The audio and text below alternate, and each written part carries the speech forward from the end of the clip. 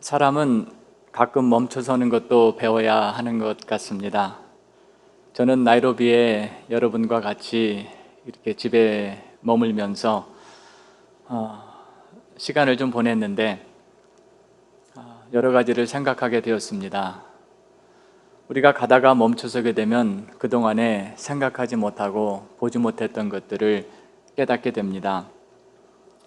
의로우신 하나님이 세상에서 하시는 일을 우리 인간이 잘 알지 못하는 것은 하나님의 생각은 우리 사람의 생각보다 높고 하나님의 뜻은 사람의 뜻보다 높아서 사람이 측량할 수 없기 때문이라고 했습니다. 저는 이번 코로나 사태를 겪으면서 아직도 끝난 것은 아니지만은 이것이 하나님의 심판인가 아니면 구원인가 아니면 두 개 다인가 이런 것들을 생각해 보았습니다. 옛적에 하나님이 이스라엘을 애굽에서 인도해내실 때에 애굽 사람들에게는 장자의 죽음이 심판이었지만은 이스라엘 사람들에게는 구원이었습니다.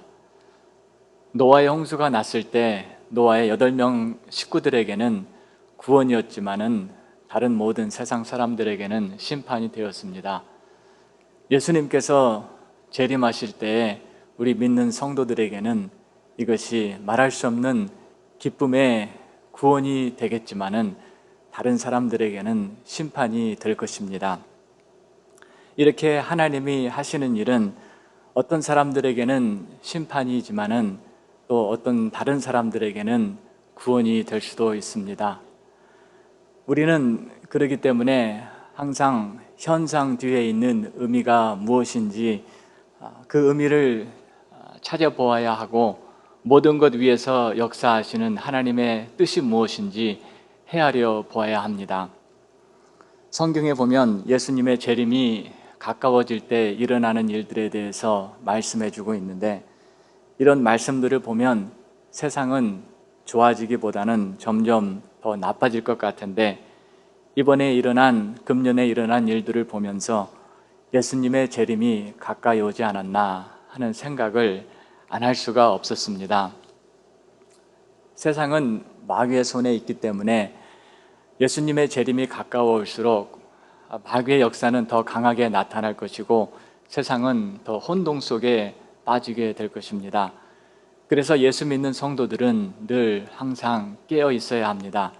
그렇다고 우리가 두려워할 필요가 없는 것은 하나님은 자기 자녀인 우리들을 보호해 주실 것이기 때문입니다. 우리를 향한 하나님의 성실하심과 사랑은 끝이 없고 무한하고 그리고 하나님의 사랑은 실패하지 않는다고 성경에서 말씀하고 있고 이 하나님의 사랑에서 끊을 것은 아무것도 없다고 말씀하고 있습니다. 이런 생각을 하면서 그럼 예수님 맞을 준비를 해야 하지 않나? 어떻게 예수님 맞을 준비를 해야 하나? 성경에 우리는 그리스도의 신부라고 했는데 그러면 어떻게 예쁜 신부가 될 수 있을까? 이런 생각을 해보았습니다. 육신의 정욕, 안목의 정욕, 이생의 자랑은 다 세상으로 온 것이고 세상을 사랑하면 하나님의 사랑이 그 속에 없다고 했는데 육신의 정욕, 이생의 자랑, 안목의 정욕 등을 다 털어버리고 하나님을 사모하고 찬양과 감사의 제사를 늘 드리며 통회하는 마음으로 살아야 하지 않나 하는 그런 생각을 합니다. 얼마 전에 유진 피럴슨이라고 하는 목사님의 영상을 하나 보았습니다. 유진 피럴슨 목사님은 영성운동의 대가이시고 훌륭한 목회자이고 훌륭한 신학자이셨습니다. 지금은 돌아가셨습니다. 그분이 돌아가시기 전에 한 인터뷰였는데 아주 감명 깊게 들었습니다. 그때 그 목사님은 캐나다 어느 조용한 호숫가 통나무 집에서 사모님과 같이 살고 계셨는데 그 인터뷰 내용을 잠시 소개해 드리겠습니다. 목사님께서 이렇게 말씀하셨습니다. 인생에서 가장 멋진 것은 주님께 우리의 삶을 거는 것입니다. 우리에게 필요한 것은 더 많은 일이 아니라 하나님입니다. 하나님과 개인적으로 만나 더 친밀하게 사귀어야 합니다. 영성은 눈에 보이지 않는 내면에 쏟는 관심입니다. 진정한 기독교 영성은 자기에 대한 관심을 떨쳐버리고 예수 그리스도께 관심의 초점을 맞추는 것입니다. 영성은 살아계신 하나님께 대한 깨어있는 관심이며 공동체 속에서 하나님을 향해 드리는 신실한 반응입니다. 그리스도인들이 이 영성을 추구하는 삶을 살려면 하나님의 말씀을 듣는 훈련을 해야 합니다. 이 세속화된 세상에서 그리스도인들이 추구해야 할 것은 거룩입니다. 그리고 결국 우리가 인생에서 추구해야 하는 것은 하나님과의 관계, 친밀한 관계입니다. 한마디 한마디가 너무나도 귀중한 말씀이죠. 관계는 절대 쉬운 것이 아닙니다. 그리고 하나님께서 그토록 우리와의 관계를 중요시 하셨다면 사람과 사람 사이의 관계도 너무나 중요합니다. 왜냐하면 그 관계 속에서 하나님께서 나타나시기도 하고 역사하시기도 하시기 때문에 그렇습니다. 하나님과의 관계는 인간 관계 속에 그대로 반영이 됩니다. 그래서 성경에 사도 요한은 하나님을 사랑하는 것은 사람을 사랑하는 것으로 나타난다고 그렇게 말씀했고, 또 사도 바울도 하나님과 사람을 대하여 양심에 거리낌이 없기를 힘쓴다고 그렇게 말씀했습니다. 이렇게 하나님과의 영적인 관계는 실질적인 인간 관계와 아주 밀접한 연관이 있습니다. 선교 사역에서 현지인과의 관계는 아주 중요합니다. 선교사는 어디까지나 이방인이고 현지인은 그 땅의 주인입니다. 그래서 무시하면 안 되고, 그렇다고 무조건 잘해줄 수도 없습니다. 당길 때는 당겨야 되고 밀 때는 밀어야 됩니다. 그 관계를 잘 유지해야지 선교 사역이 오래 지속될 수 있고 또 열매도 거둘 수가 있습니다. 저도 지난 20년간의 선교 사역을 돌아보며 어느 분이 저에게 선교사님, 사역하시면서 제일 힘든 것이 무엇이었냐고 물어보신다면 아마도 현지인과의 관계라고 얘기할 것 같습니다. 다는 아니지만은 케냐 사람들은 일반적으로 한국 사람들보다 좀 느립니다. 한국 사람들은 빨리빨리를 좋아합니다. 뭐든지 빨리빨리 하기를 좋아하죠. 그러나 현지인 속담에 이런 말이 있습니다.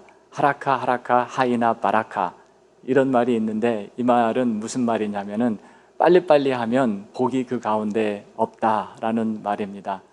그러니까 한국 사람들이 빨리빨리 하는 것을 참 좋아하는데 이 빨리빨리 하면 복이 없다고 하는 케냐 사람들하고 일할 때 얼마나 답답하겠습니까? 그렇다가 또 이제 화를 내게 되면은 현지인과의 관계가 깨어지고, 한번 관계가 깨어지면은 다시 회복하기가 어렵습니다. 그래서 저도 처음에는 멋모르고 현지인에게 화를 내곤 했는데, 이런 사실을 알고 난 다음에는 웬만하면 현지인과의 관계 속에서 화를 내지 않습니다. 하나님과의 관계는 인생에 있어서 최고로 중요합니다. 창조주 하나님, 그리고 구원자 예수님, 보혜사 성령님과의 관계를 잘하면 인생이 형통합니다. 그러나 이 관계를 잘 하지 못하면 인생이 망가지고 부서지게 됩니다. 우리 주변에서 많이 보지 않습니까? 그러면 어떻게 이 관계를 잘 유지할 수 있을까? 먼저 관계를 유지하기 전에 관계가 형성이 돼야 되죠. 그럼 어떻게 하나님과의 관계가 형성이 되냐 하면은 예수 그리스도를 구세주로 우리 마음에 모셔드릴 때 하나님과의 관계가 형성이 됩니다. 그 다음에는 그 관계에 대한 확신이 있어야 됩니다. 하나님은 나의 하나님이고 나는 그분의 백성이다. 더 나아가서 하나님은 나의 아버지시고 나는 그분의 자녀이다라는 확신이 마음속에 있어야 됩니다. 저는 20대 초반에 이 확신을 가지게 되었는데 그 이후로 지금까지 40평생을 살면서 한 번도 이 확신에 대해서 의심해 본 적이 없습니다. 비록 하나님과의 관계가 별로 좋지 않았을 때에도 이 확신만큼은 변함이 없었습니다. 성도로 살아갈 때 하나님과의 관계에 대한 이 확신은 건물의 기초와도 같이 너무나도 중요한 것입니다. 그 다음에 구원받은 그리스도인들이 어떻게 그리스도인의 생활을 해야 하나 하는 이 질문에 대해서는 성경에 너무나도 자세하게 잘 나와 있습니다. 그래서 성도는 하나님의 말씀만 따라서 살면 됩니다. 성도는 하나님의 말씀을 가까이 해야 되는데, 왜냐하면 그렇지 않고는 성도의 삶을 제대로 살 수가 없기 때문입니다. 성도로서 제대로 살려면 하나님께 가까이 가는 삶, 하나님과 동행하는 삶, 하나님과의 연합하는 삶을 살아야 합니다. 그러기 위해서 우리가 피해야 될 것이 한 가지 있습니다. 그거는 뭐냐 하면은 바로 죄를 멀리해야 한다는 것입니다. 우리가 영적으로 어릴 때는 하나님의 말씀을 잘 깨닫지 못할 때에는, 하나님과 동행하지 못할 때에는 죄에 대해서 별로 민감하지도 못하고 또 말씀에 대해서도 민감하지 못하기 때문에 하나님과 동행하는 것이 좀 어렵습니다. 그러나 말씀으로 우리가 성장하면서 하나님의 빛이, 말씀의 빛이 우리 심령에 쫙 이렇게 비추게 되면은 우리의 추하고 악한 모습이 드러나고 내가 얼마나 못된 사람인가를 깨닫게 됩니다. 그러면서 회개하고 고백하면서 조금씩 하나님과 동행하는 것을 배우게 됩니다. 우리 신학교 학생들이 와서 첫 번째 3주 수업을 듣게 되면 거의 다 하는 말이 있습니다. 어떤 고백을 하냐 하면, 목사님, 선교사님, 지금까지 제가 목회를 한다고 했는데 참 이 목회라고 볼 수가 없었습니다. 사람들을 세워주기는커녕 저들을 잘못 인도했습니다. 설교라고 한 것도 설교가 아니었고 제 생각만 얘기했습니다. 그런 고백을 합니다. 그러면 이런 말을 하는 목사님 얘기를 들을 때 제일 기뻐하는 사람이 누구냐면은 그 옆에서 같이 사는 사모님들입니다. 그 사모님들이 너무 이 목사님들의 변화된 모습에 기뻐해서 뭐라고 말하냐면, 당신 가서 더 배우고 오세요. 또 교인들은 목사님의 설교가 좋아지고 목사님이 달라지니까 목사님 가서 더 배우고 오세요. 이런 얘기를 합니다. 남편이 신학교 졸업한 다음에 그래서 이 사모가 우리 신학교에 와서 등록을 하고 공부한 경우도 여러 명 있습니다.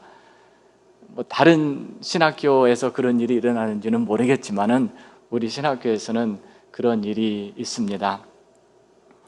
저는 그런 얘기를 들으면 너무나 기쁘죠. 너무나 감사하고, 그래서 속으로 하는 말이, 그렇지, 이제부터는 잘 하세요. 그런 말을 합니다. 그런데 언젠가 지난날에 나를 돌아보게 되었는데, 나 자신 역시 바로 그렇게 고백하는 케냐 목사들보다 조금도 나을 게 없었다는 사실을 알게 되었습니다. 저도 젊었을 때는 저들과 같이 너무나 미숙했고, 또 설교라고 했던 것들도 너무 보잘것없고 우스웠고, 또 섬기던 많은 젊은 대학생 또 청년들을 말씀으로 잘 세워주지 못했던 것에 대해서 많은 후회가 있습니다. 그래서 지금도 가끔 저들이 생각날 때면 저들을 위해서 기도해 주곤 합니다. 오늘 본문 말씀에서 요한복음 14장 17절에 이런 말씀이 있습니다. 그는 너희와 함께 거하시며 또 너희 속에 계시겠습니다. 성령님에 대해서 말씀하고 계십니다. 성령님은 우리와 함께 우리 속에 거하신다고 말씀하고 있습니다. 우리 안에 거하시기 때문에 우리 속에 있는 모든 것, 즉 우리의 생각, 우리의 감정, 우리의 의지, 우리의 두려워하는 것, 염려하는 것, 걱정하는 것, 우리의 기도, 이 모든 것을 성령 하나님은 다 우리 속에 계시기 때문에 아십니다. 그래서 우리는 예수 믿으면서 생활할 때 하나님을 속이려는 생각을 절대로 하면 안 됩니다. 우리가 우리 자신에 대해서 모르는 것도 하나님은 다 알고 계시기 때문에 그렇습니다. 이 성령님은 우리의 삶 속에서 정말 놀라운 일을 행하시는데, 창세기 1장에 보면은 이 하나님의 신이, 성령님이 태초에 수면 위에 운행하셨다라 그렇게 말씀하고 있습니다.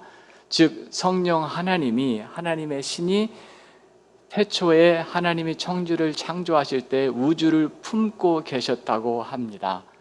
그 우주를 품고 계셨던 성령 하나님께서 보잘것없는 저와 여러분의 속에 예수 그리스도를 받아들이고 고백할 때 들어오셔서 우리와 함께 거하신다는 이 사실은 너무나 엄청난 일이 아닐 수가 없습니다.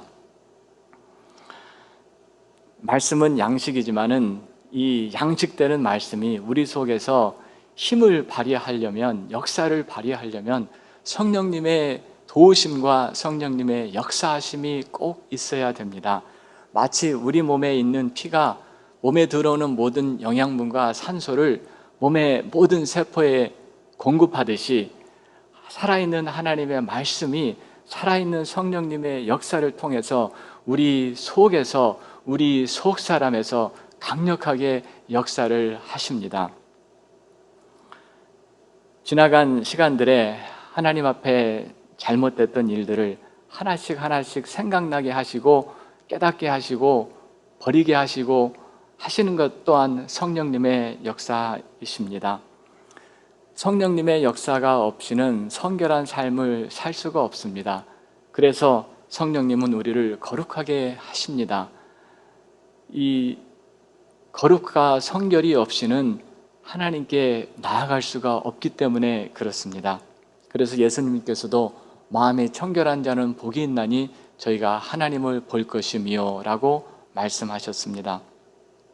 성령님은 또한 우리를 죄의 사슬에서 끊으시고 우리의 영혼을 죄로부터, 세상으로부터 자유롭게 하십니다. 우리 영혼이 그리스도 안에서 이 모든 것으로부터 자유롭게 되는 것은 성령님의 역사이십니다. 그것은 우리를 하나님과 더 친밀한 관계를 가지도록 하기 위해서입니다. 성도는 인생을 살면서 하나님과 더 친밀해지고, 그분의 원하시는 것은 나도 원하고, 그분의 싫어하는 것은 나도 싫어하고, 그분이 가라면 가고 서라면 서라고 하는 절대적인 순종과 신뢰가 필요합니다. 우리가 믿는 복음주의는 정말 좋은 신앙이지만 또한 문제도 많이 있습니다. 그 가운데 하나는 신앙의 가식적인 모습이 너무 많이 있다는 것입니다. 속으로는 너무 아픈데 겉으로는 아픈 척하지 않습니다. 문제가 너무 많은데 그냥 그 많은 문제들을 짊어지고 속에 가지고 그러고 살아갑니다. 어렸을 때 받은 상처, 성장하면서 받은 고통, 성인이 된 다음에 경험하는 모든 아픔들, 이런 것들이 우리의 속 사람을 이렇게 조금씩 휘어지게 만듭니다. 나무가 똑바로 자라야 되는데 똑바로 자라지 못하고 휘어지는 것과 같습니다. 그래서 우리는 우리의 속 사람이 똑바로 되어 있기보담도 이 모든 세상의 악한 것들과 세상의 어려운 일로 인해서 우리의 속 사람이 조금씩은 다 휘어져 있습니다. 어떤 사람은 조금, 또 어떤 사람은 많이 휘어져 있습니다. 그래서 우리 모두는 회복이 필요한 존재들입니다. 회복이 된다는 것은 우리 안에 있는 상처가 치료되고 우리 안에 들어온 모든 잘못된 것들, 즉 다시 말하면 잘못된 세계관, 잘못된 인생관, 파괴적인 습관들, 못된 성격들, 이런 것들이 우리 속에 우리도 모르게 들어와 있습니다. 그래서 회복이 된다는 것은 이 그리스도 안에서 하나님께서 원하시는 모습으로 우리의 모습이 변화되어 가는 것을 의미합니다. 아픈 환자가 육신이 회복되는 것처럼 우리의 속 사람도 예수 그리스도를 믿으면서 하나님과 동행하면서 이렇게 회복이 되어져야 합니다. 다시 말하면 우리의 속 사람은 치료되어야 합니다. 이것은 쉬운 일이 아니죠. 그러나 그리스도 안에서 말씀과 성령님의 역사를 통해서, 그리고 주위에 있는 경건한 그리고 성숙한 그리스도인의 도움을 통해서 이런 일들이 일어나게 됩니다. 그래서 이렇게 회복이 되면 죄의 올무가 풀어지고 상처가 치료되고, 그리고 무거운 짐들을 내려놓게 됩니다. 이것은 마치 우리 속사람 속에, 우리 영혼 속에 가시가 많이 박혀 있는데, 이러한 가시들이 하나씩 하나씩 제거되고 빠지게 되고 그 자리에 그리스도가 심어지는 것을 말합니다. 그리고 영혼은 마침내 진정한 그리스도 안에서의 자유를 누리게 되고 하나님과의 연합을 즐길 수 있게 되어집니다. 윤동주 씨는 참회록이라는 시에서 이렇게 말했습니다. 밤이면 밤마다 나의 거울을 손바닥으로 발바닥으로 닦아보자. 그러면 어느 운석 밑으로 홀로 걸어가는 슬픈 사람의 뒷모양이 거울 속에 나타나온다. 1942년 일제강점기에 쓴 시입니다. 이 슬픈 자기의 모습이 나타난다고 그렇게 쓰여 있는데, 우리는 예수 그리스도 안에서 그리스도의 보혈로 자꾸 우리의 마음을 닦으면 그 거울 속에 슬픈 우리의 모습이 나타나는 게 아니라 영광스러운 그리스도의 모습이 비춰지게 됩니다. 상처가 치료되고, 그리고 부서진 것들이 회복되어지고 온전한 모습으로 변화되어 가는 것은 하나님의 은혜이고, 이러한 성도의 모습 속에서 하나님은 기뻐하시고 하나님의 영광이 나타나고 그리스도의 모습이 비춰지게 됩니다. 이러한 하나님과의 연합은 그리스도인으로서 살면서 누릴 수 있는 최고의 기쁨이고 최고의 영광입니다. 성경에 보면은 사도 바울은 이러한 그리스도와의 연합에 대해서 그리스도 안에서 in Christ라는 그런 짤막한 구절 속에서 이 포괄적이고 우주적인 엄청난 사건에 대해서 말씀하고 있습니다. 그리고 사도 요한은 포도나무와 가지라는 그 비유를 통해서 이 연합 속에서 그리스도를 통해서 우리에게 흘러 들어오는 엄청난 하나님의 생명력에 대해서 말씀하고 있고, 그리스도가 우리 안에, 그리고 내가 그리스도 안에 거한다는 이 영적인 신비로움에 대해서 말씀하고 있습니다. 그리고 사도 베드로는 하나님의 성품에 참여하는 자가 되게 하려 함이라 라는 그런 말씀을 통해서 이 엄청난 존재의 변화에 대해서 말씀하고 있습니다. 진정한 그리스도와의 연합은 이렇게 엄청난 그러한 사실이며 성도들이 누릴 수 있고 누려야 하는 그러한 특권입니다. 우리는 각자 하나님께서 주신 사명이 있습니다. 어떤 목사님은 의사였는데 은혜를 받고 그 좋은 직업을 때려치고 빈민촌에 들어가서 목회를 했습니다. 거기에서 고아들을 데려다가 자기 가족처럼 그렇게 키웠습니다.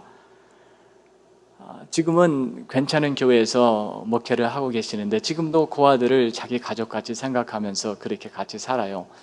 저는 이런 분들의 간증을 들으면 많이 도전이 돼요. 그러면서 또 한편으로는 낙담이 돼요. 왜냐하면 나는 저렇게 할 수 없는데, 그런 생각 때문에 그렇습니다. 그러다가도 그분은 그분의 받은 사명이 있고 나는 내가 받은 사명이 있지, 그러면서 위로를 하곤 합니다. 우리 각자는 다 주님이 가신 길을 따라가지만은 그 모양은 다 달라요. 여러분은 여러분 앞에 놓인 길이 있고 저는 저 앞에 놓인 길이 있어요. 각자 그 길을 끝까지 따라가다 보면은 그 끝에 예수 그리스도가 서 계십니다. 그 길이 무엇이든지, 그 사명이 무엇이든지 죽을 때까지, 주님 오실 때까지 묵묵히 그 길을 가면 되는 거예요. 뭐 다른 사람하고 비교할 필요도 없어요. 앞만 보고 가면 돼요. 그리스도만 바라보고 가면 돼요. 그러면 그 끝에서 주님께서 우리를 보시고 영접하시고 우리에게 잘했다, 착하고 충성된 종이라는 그런 칭찬을 우리에게 해 주실 것이고, 우리를 영생의 문으로 인도해 주실 것이기 때문입니다. 그 길을 걸어가면서 한 가지 마지막으로 말씀드리고 싶은 것이 있습니다. 아무든지 나를 따라오려거든 자기를 부인하고 날마다 제 십자가를 지고 나를 좇을 것이니라. 여러분, 그리스도를 따라가는 인생길에서 하나님의 능력이, 그리고 그분의 무한하신 사랑과 성실하심이 늘 함께 계시기를 주 예수 그리스도 이름으로 축원합니다. 잠깐 기도하겠습니다. 아버지 하나님, 은혜를 감사합니다. 오늘 부족한 종이 아버지 하나님, 하나님과의 연합에 대해서 말씀을 전했는데, 우리 아버지 하나님, 우리 모두의 삶 속에서 하나님 그리스도를 통해서 이 구원받은 인생을 살아가면서 주님과 가까이 가고 주님과 동행하고 주님과 연합하는 그런 복된 축복을, 인생길을 걷어가도록 하나님께서 역사하여 주시옵소서. 우리 새생명 비전교회를 축복하시고 목사님이야 모든 성도들을 축복하시고 다 그러한 은혜를 경험하는 놀라운 역사가 있게 하여 주시고, 선교에 더욱 열심하고 땅끝까지 이르러 복음을 전하는 귀한 교회가 계속될 수 있도록 주님께서 인도하시고 역사하시고 축복해 주시옵소서. 감사하옵고 예수 그리스도 이름으로 기도했사옵나이다. 아멘.